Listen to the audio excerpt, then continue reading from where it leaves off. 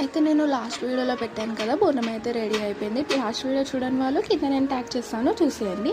ఇక మా అమ్మాయి వచ్చేసి అత్తమ్మకి కోడిని ఇచ్చేసి నాకైతే బోనం అయితే ఎత్తేస్తున్నారు. చూస్తున్నారు కదా, నేను కూడా బోనం ఎత్తుకొని ఇంకా మెల్లమెల్లగా నడుస్తున్నాను, ఎందుకంటే కింద రాళ్ళైతే ఉన్నాయి, గుచ్చుకుంటున్నాయి. ఇంకా మా చిట్టి పాపాలు చూస్తున్నారు కదా ఎలా చూస్తున్నారో, ఇక్కడికి వచ్చాము ఏం చేస్తున్నాము అనేది.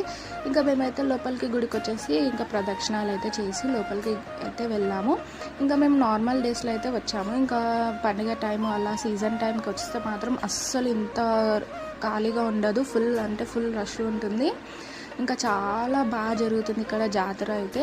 సో ఇది వచ్చేసి ఎల్లమ్మ తల్లి టెంపుల్, ఇది వచ్చేసి మాసన్పల్లిలో ఉంది. ఎవరికైనా ఐడియా అంటే నాకు కామెంట్ సెక్షన్లో కామెంట్ చేయండి. అండ్ మేము కూడా చాలా మంచి దర్శనం జరిగింది. చూస్తున్నారు కదా అమ్మవారు ఎంత కళగా ఉన్నారో. అమ్మవారిని నమ్మితే మాత్రం మనకు మంచి జరుగుతుంది. సో నమ్మినట్టు నేను అనుకున్నట్టు మేమైతే మొక్కు తీర్చుకున్నాము. దీని వీడియో నెక్స్ట్ కంటిన్యూ చేస్తాను, చూసేయండి.